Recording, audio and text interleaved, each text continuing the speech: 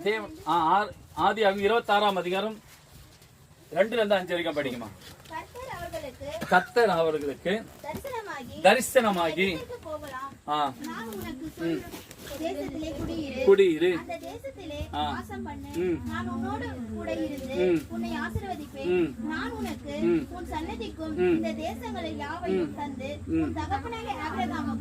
நான் இட்ட ஆணையை நிறைவேற்றுவேன். ஆபிரகாம் என் சொல்லுக்கு கீழ்ப்படிந்தபடியான் என் விதிகளையும் கற்பனைகளையும் என் நியமங்களையும் என் பிரமாணங்களை கை கொண்டபடியினால் நான் உன் சந்ததியை வானத்து நட்சத்திரங்களோடு பெருக பண்ணி உன் சந்ததிக்கு இந்த தேசத்தை யாவையும் தருவேன். உன் சந்ததி பூமியில சகல ஜாதிக்கு என்ன பண்ணுமா ஆசீர்வதிக்கப்படும் என்று சொல்லி நாம் தேவனாகிய கர்த்தர் ஈசாக்குக்கு இந்த வாக்குத்தத்தம் கொடுக்கிறார். யாருக்கு கொடுக்கிறாருமா? ஈசாக்குக்கு ஒரு நல்ல ஒரு வாக்குத்தத்தமான வசனங்களை இந்த ஈசாக்கு பெற்றுக்கொள்ளலாம். அவன் பெற்றுக்கொண்ட நாட்களில ஒரு சம்பவம் நடக்குது. என்ன சம்பவம்? 1வது வசனம் படிக்குமா. ஆபிரகாம் நாட்களில் உண்டான பின்னும் தேசத்து என்ன ஆயிடுமா ஒரு பஞ்சம். ஒரு வாக்குத்தத்த வசனங்களை வாங்கின உடனே இவனுடைய வாழ்க்கை என்ன வந்ததுமா? பஞ்சம் வந்தது. என்ன வந்ததுமா? அவன் என்ன ஐயா இப்பதான் நான் சர்ச்சைக்கு போயிட்டு வந்தேன். சர்ச்சைக்கு போயிட்டு வீட்டு கதவு திறக்கிறதுக்குள்ள ஒரு கடங்காரன் வந்து நிக்கிறான். ஒரு பிரச்சனை வந்து நிக்குதுன்னா அது யாரோட பிரச்சனை? யாரோட பிரச்சனைமா? நம்மளோட பிரச்சனை. நம்ம கடனை கொடுக்கற அளவுக்கு ஆண்டவன் ஆசீர்வதிப்பானா அந்த வாக்குத்தத்த வசனம் நீங்க என்ன பண்ணும்? விசுவாசிக்கணும். ஆனா ஒரு நைட்டிக்காகவும் ஒரு சாரிக்காகவும் கமலுக்காகவும் செயினுக்காகவும் நம்ம கடனை வாங்கி வீட்டுக்குள்ள போய் ஒழிஞ்சுன்னா யாரோட பொறுப்பு அது?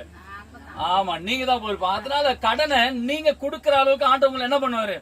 ஆசை. இந்த இடத்துல ஈசாக்கு இப்படி ஒரு வாக்குத்தத்த வசனங்களை கொடுத்துட்டாரு. நான் சந்ததி ஆசீர்வதிப்பேன், உன்னை நான் பெருக பண்ணுவேன், நான் நீ என் சொல்லுக்கு கீழ்படி என் நியமங்களை கைப்பிடி கடைப்பிடின்னு சொல்லி எல்லா வாக்குத்தத்தம் கொடுக்கிறாரு. ஆனா அந்த வாக்குத்தத்தம் வாங்கினோம்னா அந்த தேசத்துல என்ன ஆயிடுச்சுமா? பஞ்சம் வந்துடுச்சு.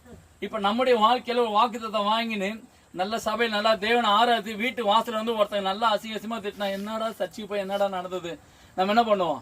அடுத்த நிமிஷமே ஆண்டு மேல என்ன பண்ணுவோம்? கோவப்பட்டுருவோம். ஆனா இந்த இடத்துல ஒரு வாக்குத்தத்த வசனம் வாங்கினோம்னா தேசத்துல என்ன ஆயிடுச்சுமா? பஞ்சம் ஆயிடுச்சு. ஆனா இவனுடைய வாழ்க்கையில என்னத்தமா நடந்தது? அந்த பஞ்சத்தை அவன் என்ன பண்ணல? யோசிக்கல, சிந்தனை பண்ணல. அது என்ன பண்ணலாம்? தள்ளி போட்டு அந்த தேசத்துல பஞ்சம் இருந்தாலும் அவன் போய் என்ன பண்ணாமா? விதை விதைச்சான். வசனத்தை வாசிப்போமா. 12 படிக்கும். அதுல ஈசாக்கு அந்த தேசத்தில் விதை விதைத்தான். கர்த்தர் ஆசீர்வதித்ததுனால அந்த வருஷத்துல 100 மடங்கு கையெழுத்து. அல்லேலூயா! எத்தனை வருடமா 100 மடங்கு ஆசீர்வாதங்களை பெற்றான். அப்ப நம்முடைய வாழ்க்கையில் 100 மடங்கு ஆசீர்வாதம், 100 மடங்கு சமாதானம், 100 மடங்கு நம்முடைய வாழ்க்கையில பெருக்க வேண்டும் என்று சொன்னால் அந்த வாக்குத்தத்த வசனங்களை நீ வீட்டுக்குள்ள என்ன பண்ண? தியானம் பண்ண. என்ன பண்ணுமா? தியானம் பண்ண. ஏதாவது பிரச்சனை வந்த உடனே அந்த வாக்குத்தத்த வசனம் நம்ம என்ன பண்றோம்? சில வேளையில மறந்துடும். என்ன பண்றோமா? மறந்துடும். ஆனா ஈசா